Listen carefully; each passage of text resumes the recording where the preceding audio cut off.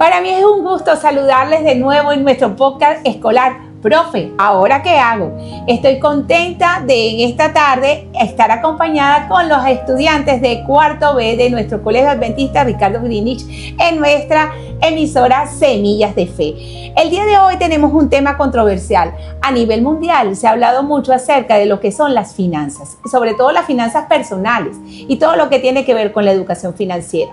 Se dice que la escuela no está apoyando precisamente el proceso educativo para que nuestros educandos sepan acerca de educación financiera y cómo manejar el dinero.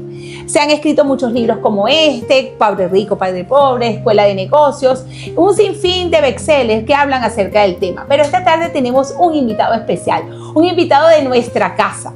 Así es que con nosotros tenemos el gusto de darle la bienvenida a nuestro licenciado Brian Palacios. Gracias, bienvenido, profe. Brian. Muchas gracias. Una persona muy cercana a nosotros porque fue el administrador de nuestro Colegio Adventista Ricardo Greenwich hace algunos años y actualmente es el administrador de nuestro colegio hermano, el Colegio Adventista de Carapita. Una persona que ha demostrado saber mucho de finanzas y es por eso que es nuestro invitado especial en esta tarde. Espero que disfrutemos este tema porque es muy interesante hablar de platica. Así que comencemos con el podcast del día de hoy. Hola, buenas tardes, mi nombre es Antonella Roa y el día de hoy estoy aquí para hablar con nuestro licenciado Brian sobre las finanzas personales. Mi pregunta para usted es, ¿por qué en nuestra vida las finanzas personales son tan importantes? Bien, buenas tardes a todos. Un placer y un privilegio estar con cada uno de ustedes en este programa. Y bueno, respondiendo a tu pregunta, Antonella, creo que es fundamental que nosotros podamos organizar y gestionar de manera adecuada nuestras finanzas. La razón por la cual debemos hacerlo, y sobre todo en el contexto de nuestro país, que es Venezuela, es que muy poco nos rinde el dinero hoy día. Y es necesario que nosotros sepamos las herramientas y los conocimientos necesarios para hacer que ese dinero que nos entra, ya sea por nuestro trabajo o sea por algún negocio que tengamos de manera personal, nos sirva para invertir y hacer crecer ese dinero en un país como el que tenemos nosotros, con una hiperinflación muy fuera de lo común, como que pudiera tener el resto de otros países. Ok, muchas gracias. Bueno, mi nombre es Natalia Morillo y mi pregunta para el señor Brian es: ¿habrá un modelo en la historia que nos sirva de ejemplo a los jóvenes de hoy en día? Sí, cómo no, fíjense, yo soy muy admirador de varios empresarios. Uno de ellos, yo creo que muchos de ustedes lo conocen, es Rockefeller, el empresario y el que tuvo un imperio tan grande en el área petrolera que incluso llegó hasta llegar a estar en un juicio en los Estados Unidos por el monopolio que estaba teniendo de este negocio petrolero. Fíjense una cosa, pero lo que más me impresiona de este joven, porque cuando era pequeño, digamos, ahí está la clave de su éxito financiero, es que Rockefeller desde muy niño comenzó a vender. Él vendía piedritas, pintaba piedritas y las vendía a sus compañeros de clase. Y este joven desde muy pequeño aprendió la importancia del ahorro. Todo lo que ganaba, él lo anotaba. Y sobre todo gasto que hacía, lo anotaba. Llevaba un registro de cada centavo que salía de su bolsillo, así como de cada centavo que ingresaba. Así que este es un gran ejemplo en cuanto a cómo gestionar tus finanzas y desde muy pequeño. Yo creo que a los niños se les debe enseñar desde su infancia la manera de gestionar sus finanzas. Y más adelante voy a hablarles de, digamos, una raza, no sé si llamarle raza, pero una cultura, que es la cultura judía. Ustedes saben que el 60% de los premios Nobel de Economía son de judíos, porque los judíos desde muy pequeños les enseñan cómo gestionar y cómo organizar sus finanzas. Por eso Rockefeller y entre otros pudiésemos mencionar también a Robert Carnegie, que fue también un empresario de la empresa de acero. Fueron personas que supieron gestionar muy bien sus recursos y llegar a, digamos, crear imperios tremendos con sus empresas. Muchísimas Gracias. Saludos cordiales. Estamos con mi compañera Yulia Ángel Ibosí y mi nombre es Sofía Morillo. Aprovechando que estamos con el señor Brian y siendo una escuela adventista, le tengo una pregunta muy importante. ¿Habrá algún texto en la Biblia que nos hable sobre las finanzas? Sí, hay muchos textos en la Biblia. De hecho, la Biblia es uno de los libros que más habla sobre finanzas. Jesús habló mucho acerca de finanzas. Y quiero comenzar, te voy a leer 2 textos bíblicos, se encuentran en el libro de Proverbios, un libro que escribió el sabio Salomón. Y él dice en Proverbios 21:5, los pensamientos del diligente ciertamente tienden a la abundancia, mas todo el que se apresura locadamente, de cierto va a la pobreza. Habla de la forma responsable en que nosotros tenemos que manejar el dinero. Y hay otro que dice en el mismo libro de Proverbios, capítulo 21, versículo 20, los sabios tienen riquezas y lujos, pero los necios gastan todo lo que tienen. Es decir, el sabio Salomón nos está diciendo que para nosotros poder tener riquezas y lujo debemos saber manejar el dinero de manera diligente y sabia. Así que la educación financiera es fundamental para poder gestionar bien nuestros recursos. Nuestro Señor Jesucristo también dio lecciones acerca de la preparación de los planes. Yo le hablaría de un presupuesto, porque en el libro de Lucas dice que quien yendo a una guerra no saca primero la cuenta si tiene para poder vencer a un ejército que viene, si tú tienes 10,000 para vencer a un ejército que viene contra ti con 20,000, o quien sabiendo que va a construir un edificio no planifica primero los recursos, ¿verdad?, que tiene para ver si puede terminar el edificio, no vaya haciendo que no le alcance y los demás se burlen de él. Eso habla de planificación financiera. Él también habló de la parábola de los talentos. La parábola de los talentos dice que él dio a cada uno cierta cantidad de talentos y esas personas tenían que invertir esos talentos para devolverle a su señor los intereses. Pero el siervo malo, el que escondió el talento y no quiso invertirlo, el señor lo reprendió y le dijo: siervo malo, ¿por qué no hiciste como hicieron tus otros compañeros? Me hubiese dado a mí el interés de ese. Así que el Señor Jesús le dio mucha importancia a lo que son las finanzas y especialmente al ahorro. ¿Saben que cuando Jesús hizo un milagro que multiplicó los peces y los panes, Él no botó los pedazos que sobraron? ¿Qué le dijo Él a sus discípulos? Recojan los pedazos y guárdenlos en una cesta. Es decir, habla de economía, no desperdiciar los recursos que tienes. Así que la Biblia nos habla mucho y pudiese mencionarte muchos otros, pero ciertamente es un tema fundamental y que, del cual se explaya mucho la Biblia. Gracias. Amén. Al parecer hay muchos textos sobre esto. Bueno, mi pregunta para usted es, no sé si has escuchado hablar sobre el libro de Robert Kiyosaki de Padre Rico, Padre Pobre. Bueno, se trata y profundiza más sobre la educación en las escuelas, en cómo nos crían o cómo nos enseñan a nosotros, en que siempre nos tenemos que estar con muchísimo respeto. Tenemos que estar, nos colocan en ese molde de que nos ponen siempre a trabajar y a correr por el dinero, cuando el dinero debería correr por nosotros. Sí. ¿Usted qué consejo nos daría a nosotros como estudiantes de 4º año que deberíamos aplicar en estos momentos?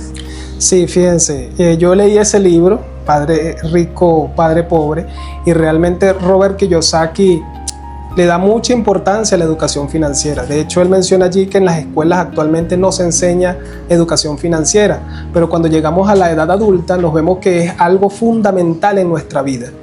Yo creo que como jóvenes, ustedes como jóvenes estudiantes, ciertamente tienen que prepararse, porque la educación es una inversión ya sea para conseguir un trabajo, pero no para, él menciona, Robert Kiyosaki, que tú puedes conseguir un trabajo, pero la idea no es quedarte en ese trabajo, sino, digamos, acumular cierta cantidad de dinero para tú entonces poder invertir en tu propio negocio, ser un empresario. Entonces, mientras nosotros trabajamos, obtenemos dinero para entonces saber gestionarlo por medio de la inversión inteligente. Y por eso es fundamental que nosotros nos eduquemos financieramente, que sepamos lo que es un presupuesto, que sepamos lo que es ahorro, que sepamos lo que es inversión, que sepamos lo que es la buena deuda, porque estar endeudado no siempre es malo, si nosotros sabemos muy bien cómo utilizar la deuda. En fin, todos esos conceptos son básicos para poder gestionar de manera eficaz los recursos que tenemos a nuestra disposición. Muchísimas gracias. A su orden. Buenas tardes, mi nombre es Abraham Rodríguez y estamos aquí con nuestro invitado y yo le quería hacer una pregunta. Si sí, creo que hablo por todos cuando pregunto si tener buenas notas y un buen promedio nos garantiza un buen trabajo y buenas finanzas. Mira, honestamente no garantiza que tengas buenas finanzas o un gran trabajo. Yo conozco muchos que no llegaron a graduarse o tener una carrera profesional o han tenido una carrera profesional de éxito y no han llegado a tener buenas finanzas. En cambio hay otros que, aunque no estudiaron una carrera universitaria, supieron cómo manejar sus finanzas y llegaron a ser personas con una independencia financiera. Es decir, tu promedio, tus buenas notas, tu carrera o tu buen trabajo no te garantiza que tengas una finanza sólida si no sabes manejar bien el dinero. Es allí la importancia de la educación financiera. El hecho de que tú saques buenas notas no te garantiza que vas a ser exitoso en el ámbito financiero. Por eso les insto a cada estudiante a que pueda prepararse en cuanto a la educación financiera más que cualquier otra área. Ojo, no estoy diciendo que la educación no sea importante. Es necesario que ustedes estudien, saquen su carrera universitaria con lo que les apasiona, pero no se queden con eso. Siempre tienen que avanzar, crecer en el conocimiento y habilidades que les ayuden a gestionar mejor sus finanzas y producir para que puedan alcanzar esa libertad financiera que tanto requieren. Gracias. Bueno, mi nombre es Andrea Gómez y mi pregunta para usted es: ¿cuál es la importancia de tener más activos que pasivos en nuestras finanzas personales? Bueno, eso es capital, ¿no? De hecho, Robert Kiyosaki dice que nosotros debemos invertir o gestionar más, comprar más activos que pasivos. Porque, ¿qué es un activo? Un activo es todo aquello que te genera ingresos, que te genera riqueza. Y si tú compras más activos, ese activo te va a hacer crecer tu dinero. Pero en cambio pasivo, él menciona que es todo aquello que saca dinero de tu bolsillo. Por ejemplo, pudiésemos decir que tenemos un activo, un carro. Pero el carro, si tú no le das la dimensión adecuada, se puede convertir en un pasivo. Porque tienes que mantenerlo. Si se te daña, tienes que comprar repuestos. Si se te picha un caucho, tienes que comprar un caucho nuevo. Tienes que mantenerlo a través del aceite, refrigerar, mantener sus líquidos. Es decir, te saca dinero mensualmente. Pero si tú utilizas ese carro y lo pones a taxiar, por ejemplo, eso te va a generar un ingreso. Y todo aquello que te genere un ingreso se convierte en un activo automáticamente. Igual que una casa. Tú puedes decir, pero yo tengo una casa, es un activo. Pero depende de qué aplicación o qué uso le deja a la casa. Porque si es una casa donde tú vivas, no se convierte en un activo, ¿verdad? Porque te va a sacar dinero, tienes que mantener, pagar luz, condominio, tienes que hacer reparaciones. Pero si la pones en alquiler, mensualmente vas a tener un constante flujo de dinero. Eso se convierte en un activo. Entonces, esa es la importancia de tener más activos que pasivos. Los activos te hacen crecer tu dinero, pero los pasivos te hacen perderlo o te hacen que el dinero desaparezca de tus bolsillos. Así que es capital, es importante que nosotros podamos comprar siempre pensando en activos para que tu dinero se multiplique y crezca. Muchísimas gracias. A su orden. Ok, Brian. ¿Cuál crees tú que es la mentalidad o forma de pensar que caracteriza a aquellas personas exitosas económicamente? Bueno, ellos tienen una mente bien educada financieramente, una mente millonaria. Ellos siempre piensan en cómo hacer crecer su dinero. Por eso que son personas que se educan mucho en esa área, en el área de las finanzas. Se educan en cómo invertir y saber en qué invertir, porque mucha gente no sabe cómo poner a producir su dinero. Mucha gente no sabe cómo hacer ni siquiera lo más básico, que es un presupuesto. Ni siquiera saben la manera en que ahorrar, porque ahorita, si nos ponemos en el contexto de nuestro país, tenemos que buscar la manera de cómo ahorrar, porque si usted ahorra en bolívares, ese dinero se le da a desvanecer. Usted tiene que buscar la forma de comprar monedas fuertes, dólares, comprar, ahorita está mucho de moda el comprar oro, porque es un metal que no se devalúa, más bien con el tiempo cobra valor. Es decir, hay que buscar la manera de hacer crecer nuestro dinero, ya sea poco o sea mucho, y esa es la mentalidad que tiene mucha gente rica o mucha gente que realmente ha sabido cómo manejar sus finanzas.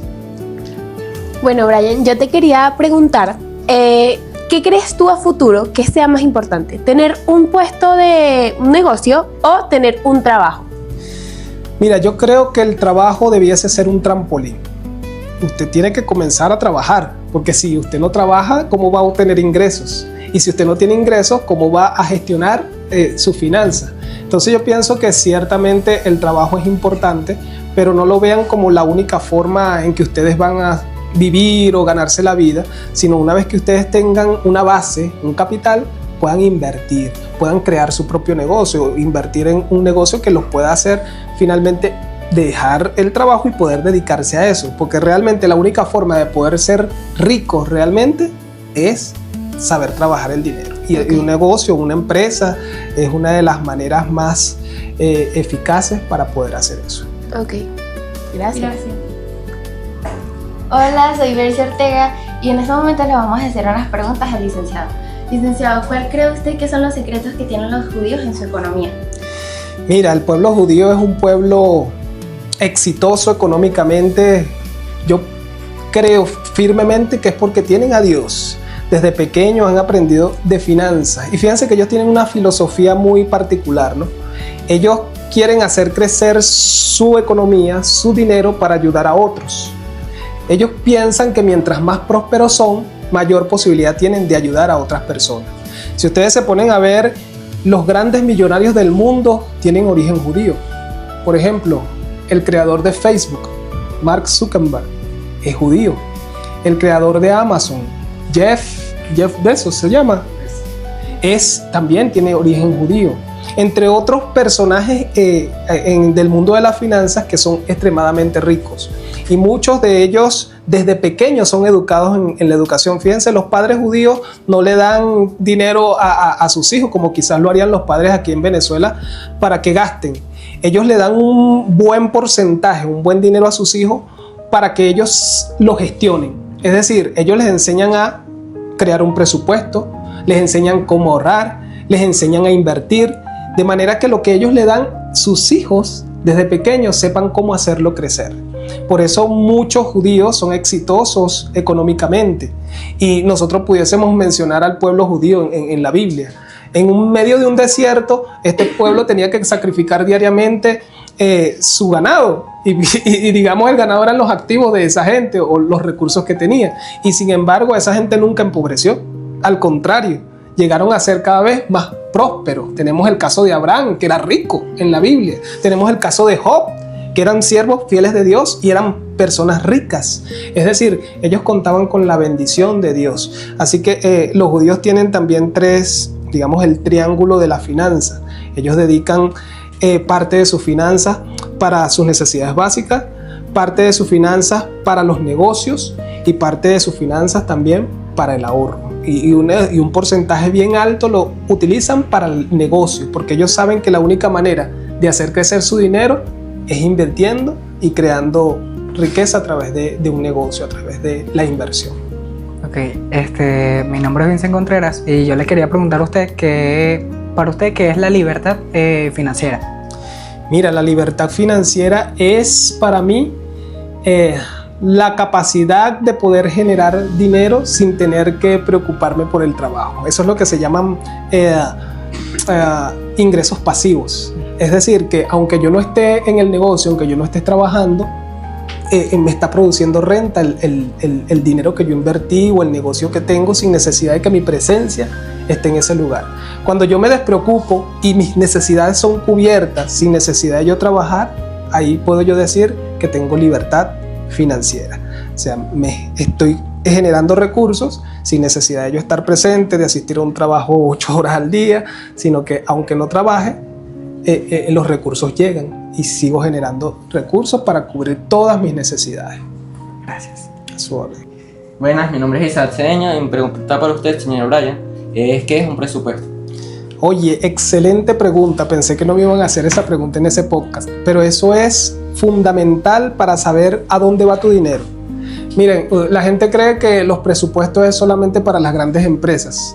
No, el presupuesto tiene que ser llevado de forma personal porque tu familia es una empresa y tú tienes que saber cómo gestionar el dinero para mantener a esa empresa a flote.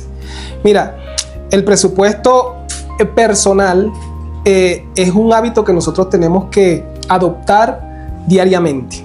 O sea, usted tiene que crear un presupuesto. ¿De qué está compuesto un presupuesto? Tenemos los ingresos y los gastos. Pero hay dos tipos de gastos: gastos fijos y gastos variables. ¿Cuáles son los gastos fijos? Los gastos fijos son los que tú generas fijo mensualmente. Por ejemplo, la comida. Te tienes que comprar comida todos los meses. Por ejemplo, educación. Si tienes a tu hijo en un colegio privado, tienes que saber que mensualmente tienes que pagar eso. Los servicios, gas, luz, teléfono, que son gastos mensuales que tú tienes que hacer. ¿Cuáles son los gastos variables? Lo que tú no pagas todos los días. Por ejemplo, un gasto variable fue un imprevisto. Se me despichó un caucho. Bueno, tenía en mi presupuesto un gasto que se llama imprevisto, pero es variable. Puede que un mes lo use o 2 meses no lo use, pero el tercer mes me toca usarlo. O, por ejemplo, un gusto que tú te des. ¿Tú comes helado todos los días? No, ¿verdad? De vez en cuando, un heladito, de vez en cuando. Pero si tú no tienes un presupuesto, tú no vas a saber evaluar la salud financiera de tu casa o personal. Entonces, un presupuesto es fundamental para saber, primero, cuánto generas, cuántos ingresos tienes, y segundo, a dónde se va ese ingreso que generas. Y eso es a través de un presupuesto. Tú planificas en qué se va a ir tu dinero. Un presupuesto tiene partidas y en esa partida tú le asignas un monto. Generalmente yo tengo un presupuesto personal y en mi presupuesto en alimentos se me va el 60% de mis ingresos, ¿saben? El 60%. Tengo un 10% para ahorro. Y el resto, que sí, para los servicios, para la educación, para, qué sé yo, otras cosas que utilizo, gustos también tengo allí en los gastos variables, pero es necesario que tú sepas mensualmente a dónde va tu dinero. Porque si tú no sabes a dónde va tu dinero, mira, vas a estar en crisis mensualmente. De hecho, vas a quedarte sin dinero mucho antes de que vuelvas a cobrar y vas a preguntarte, bueno, ¿y a dónde se me fue el dinero? Pero si tú tienes un presupuesto, y miren, para poder llevar bien un presupuesto, usted tiene que hacer lo que hacía Rockefeller de niño: llevar un registro de todos sus gastos, en cuánto gasté en esto, cuánto se me fue en aquello, cuánto se me fue, para tú poder saber en qué renglón vas a poner eso en el presupuesto. Yo personalmente hasta las comisiones bancarias las registro para saber exactamente a dónde se va mi dinero. Así que un presupuesto es fundamental para llevar disciplina financiera a tu vida y a la de tu familia. Bueno, buenas tardes, mi nombre es Samuel Pilamonga y mi pregunta para usted es: ¿qué elementos tiene un presupuesto? Bueno, lo que acabamos de mencionar, los elementos del presupuesto son los ingresos, todo lo que tú generas, ya sea tu sueldo, ya sea bonificaciones, ya sea lo que te produce algún negocio mensualmente, y los gastos, tanto fijos como variables, que fue lo que mencionamos, ¿verdad? Fijos: alimentación, servicios, transporte, educación, y variables, que son gastos que tú no haces generalmente todos los días ni mensualmente. Entonces, esos son los elementos de un presupuesto: todos mis ingresos menos mis gastos, y el resultado puede ser lo que tú uses para ahorrar o invertir. Esa diferencia que queda después de que tú restas de tus ingresos los gastos es lo que nosotros decimos una utilidad, que tú le das el destino, ya sea para ahorrar o para invertirlo en algún tipo de negocio. Bueno, muchas gracias. A su orden. Hola, buenas tardes. Mi nombre es Abraham Flores y yo quería preguntarle, señor Brian, ¿cuál es una economía saludable? Una economía saludable. Bueno, para tener una economía saludable, como mencioné anteriormente, tienes que saber gestionar bien tu dinero. Para gestionar bien tu dinero, tienes que saber de educación financiera. Tienes que saber cómo invertir, cómo ahorrar. Si tú logras crear un buen presupuesto, si tú logras cómo hacer crecer tu dinero a través de las inversiones, créeme que vas a tener unas finanzas o una economía saludable. Eso aplica incluso en los países. Cuando un país sabe invertir bien en su producción nacional, va a crecer su economía. Y mientras la economía crece, la población va a estar bien económicamente o saludable económicamente. Así que en forma personal, tú tienes una economía saludable si tus ingresos pueden cubrir tus gastos. Y mucho mejor aún si te queda un margen para tú poder invertir o ahorrar. Si eso es así, puedes estar seguro de que tienes una economía saludable. Buenas tardes. Bueno, mi nombre es Lisraini Vera y mi pregunta para usted es: ¿cuáles son los principios para tener una economía saludable? Bueno, los principios son tener un presupuesto. en primer lugar. Segundo, tener cómo ahorrar. Tercero, saber cómo invertir. Y cuarto, saber cómo endeudarte. Hay deuda buena y deuda mala. Entonces, si nosotros aplicamos esos principios, tú sabes manejar un buen presupuesto, si tú sabes ahorrar, porque para ahorrar tú tienes que tener un objetivo. No vas a ahorrar por ahorrar o tener ese dinero estancado en una cuenta de ahorro o debajo del colchón. Tú tienes que tener un propósito para ese ahorro. Y si lo inviertes mucho mejor, porque el dinero no se queda estancado, sino que crece. Ahora, si tu objetivo es ahorrar para invertir, genial. Pero si tu objetivo es ahorrar para comprarte, qué sé yo, un nuevo teléfono, para comprarte un vehículo nuevo, también es aceptable porque estás ahorrando con un objetivo.